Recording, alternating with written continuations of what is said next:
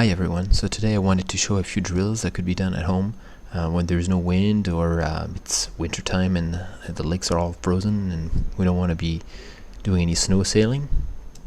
So first I'll go over some jibes, then tacks, and finally the front loop. So this is the step jibe or regular jibe where the feet change before the sail is flipped.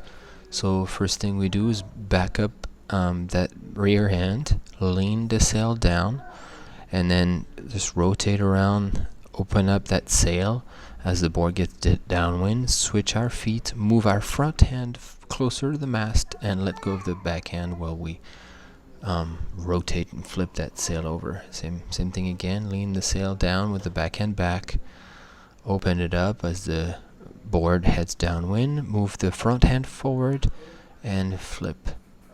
So this is something we can do over and over again. Open up and flip. These things, by repeating these moves over and over again, it will get into the habit of doing it on the water. That's the idea. So one thing to watch is move the front hand forward before flipping the sail so that they can pivot around the front hand easily. Now in the carve jibe, the sail is flipped before the feet are changed. So same thing, same exact sail motion. This is done on boards that are narrower and when we have a lot of speed. One thing that can be practiced over and over again is the boom to boom hand swap. Just getting used to the rotation around the front hand. And sometimes I do that quite a bit when underpowered after a jibe, is push on the back of the boom to get that sail to flip quickly. Now here's the same thing on the other side.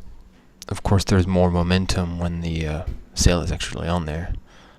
Now we don't have enough speed and we need to get that sail to flip around by pushing on the backhand. Sometimes it gets a little twitchy, so a nice thing we can do is grab the mast to stabilize the sail and then bring the sail forward after it's flipped.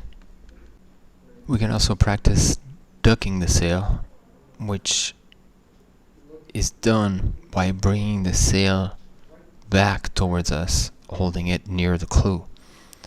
In this example, I'm just going to lean down the sail just like I do on a regular jibe and then just grab that boom really near the clew and flick it. And that flicking motion is something that can be practiced on the beach.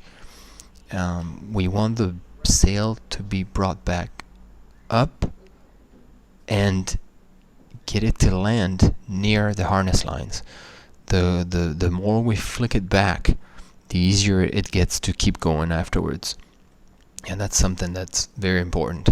Otherwise, we'll be grabbing the sail on the other side near the clew, and we'll have to move our hands and get that sail back up as soon as possible.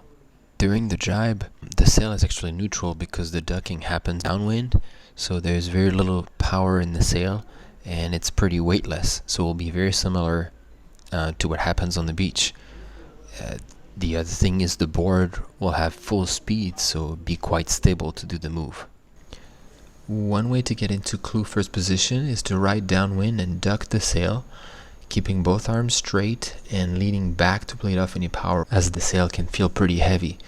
And the other way is out of an Heli tack to stay in that clew first position and again lean back while keeping both arms straight and the backhand back. The quick tack has to be the move that benefits the most from doing drills. It's quite simply an exchanging positions between the sail and the rider. I use my front hand to pull myself across and swap position. And it's also much easier to do when timing it with a piece of chop that's going to lift up the nose of the board, so we have something that we can lean on with that front foot. Now, depending on the wind and the chop, we may get to sail a little bit backwinded. So that's what we're going to see in this next section. First, we need to rake back the sail to get into the wind and then throw the mast forward, giving it a little pump action to fill the back of the sail.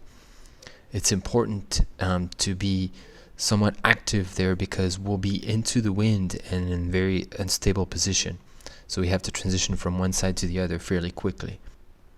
And the pumping that we do once the wind is hitting the other side of the sail will help bring the nose away from the wind into a regular backwind sailing position. The nice thing that's important to remember is keep that front arm straight. For example, when going into a heli tack, the front arm has to be straight until the mast crosses over the board as the mast and the rider are swapping sides. It happened to me many times where I didn't keep my front arm straight and the power of the sail would just push me back, and it doesn't need much to get you off the board, the center of the board. So keeping the front arm straight, and then the other important part is as soon as the mast is over the board is to swap feet. The only other option is to push on the board when going downwind to go into a 360. It's a little bit maybe more advanced, but swapping feet right as the mast is going across the board is the other key part of the move. As we get the mast downwind, before flipping the sail, I like to lean down the sail to bleed off any extra power that we get when we get the sail right into the wind. This helps with dealing with the extra surge of power.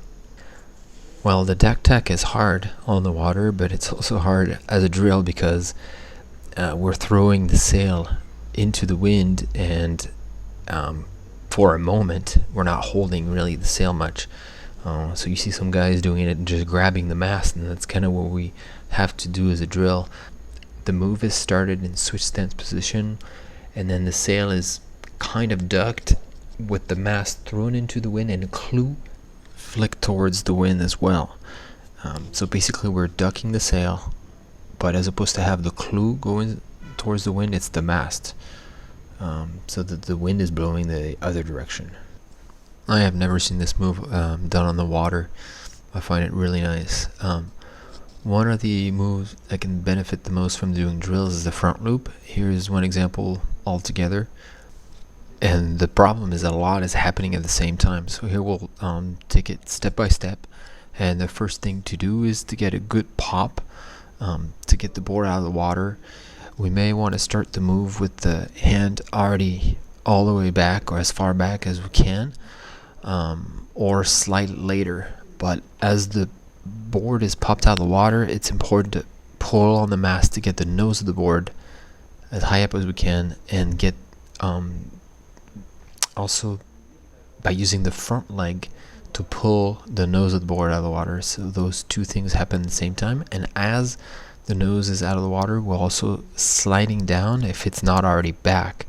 But this is where the mast is thrown forward and across the board into the wind.